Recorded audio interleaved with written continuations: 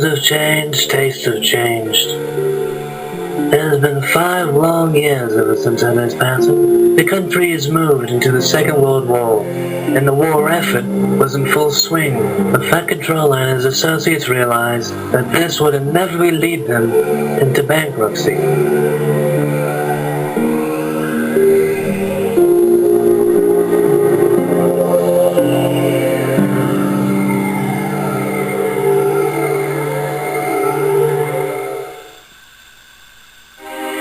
Well, gentlemen, I've noticed from these figures that the revenue has gone down lately. I know in the last 20 years I've been working on Sodor, but we have never raised prices unless inflation demanded it, and the demand for rail travel has increased in the last decade. What do you presume is the culprit? Well, sir, ever since the unfortunate passing of Henry, and seeing as you saw those other 2 engines to Doncaster, the sales have gone down in spite of limited resources to supply transportation. Well, the only alternative to filing bankruptcy is to invest in another engine. But sir, that will lead us to bankruptcy. It's risky, but what other choice do we have, gents? I'd much rather go out knowing that I've tried my best to show improvement, rather than giving in like a right pillock.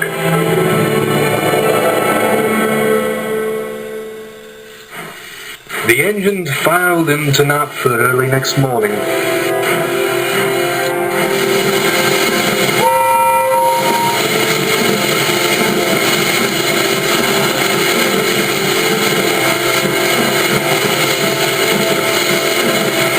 Right, we're all to show up here for what reason? There's not a passenger in sight, and I'm still tired. We didn't come here to hear you complain for what that's worth. Oh, sod off, you little blue rat.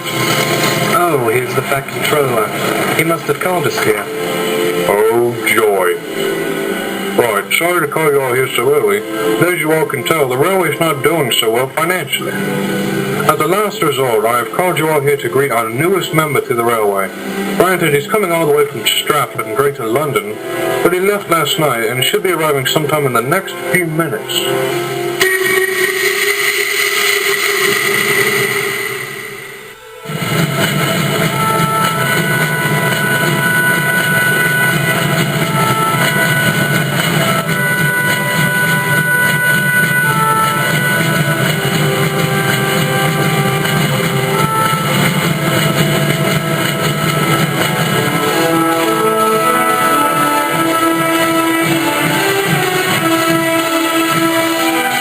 Is Alfred.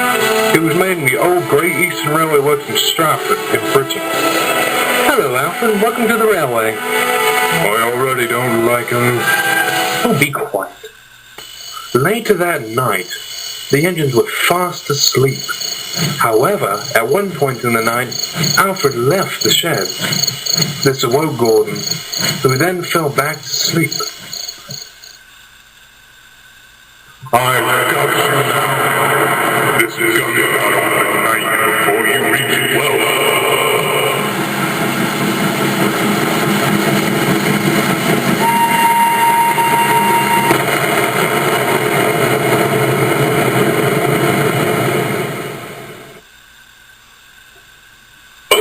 Oh, God.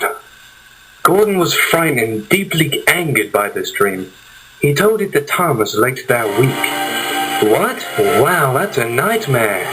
What scares me is the realism. I saw everything. It's just a nightmare, Gordon. They happen and we can't anticipate them. I'm going to keep an eye on him now. Something doesn't bode well with him. Gordon's skepticism deprived him of sleep, so much so, he got up one night and idled, and Knapford's goods shed.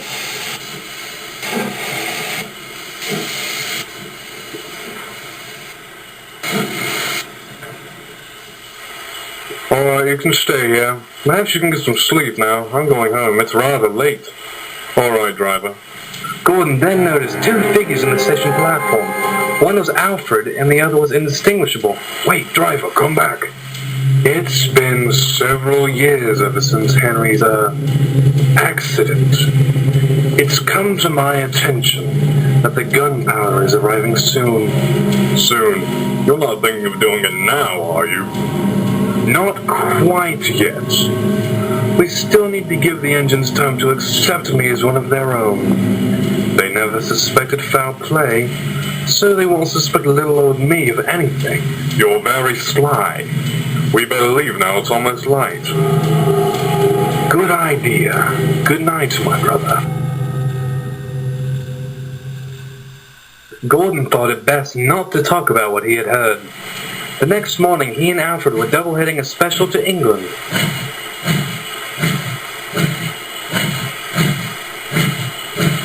Gordon, what are we going to do?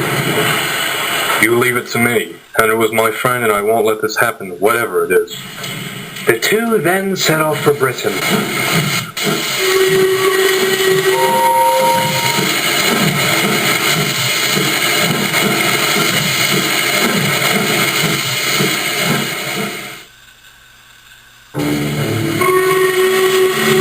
Gordon felt nervous, yet hatred grew inside them as they went along.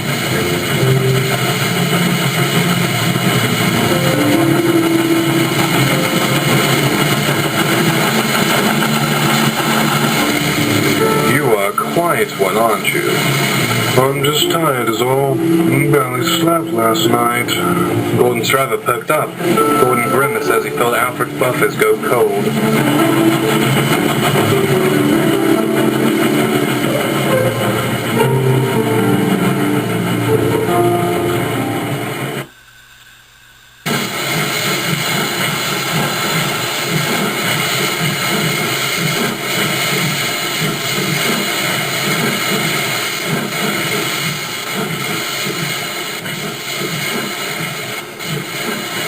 Nice trip, wasn't it? Alfred said nothing. The coaches were taken away and the two engines went to the sheds to rest. There were no other engines there. So, you were built in Stratford, huh? That's right. I knew a B-12. He came from those works with the build number 98462.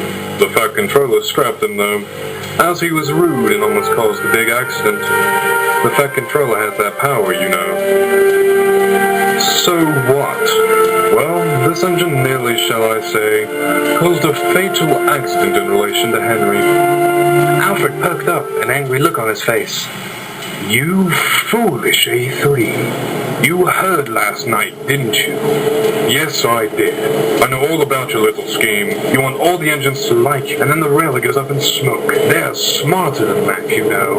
Apparently not. The Fat Controller has designated me to pull the wild northwester for them. They trust me with their lives. The Fat Controller wants you as far away from the railway as possible, more likely. If that's so, then how did they not suspect me about Henry's death, They sound pretty ignorant to me. The weak engine with all the problems. I knew he was a failed experiment, and that they would never suspect foul play. You'll never touch them, not as long as I'm around. You can't stop this, you fool. A chain of gunpowder wagons are being propelled forcefully towards the sheds this very instant. I'll stop it. You shan't. I shall destroy your railway, and my class will take over. Enjoy the guilt. Oh my word, we'll jump and get me back on. The workman lifted him back on the rails. With a loud whistle, he pounded the rails back towards Sodor.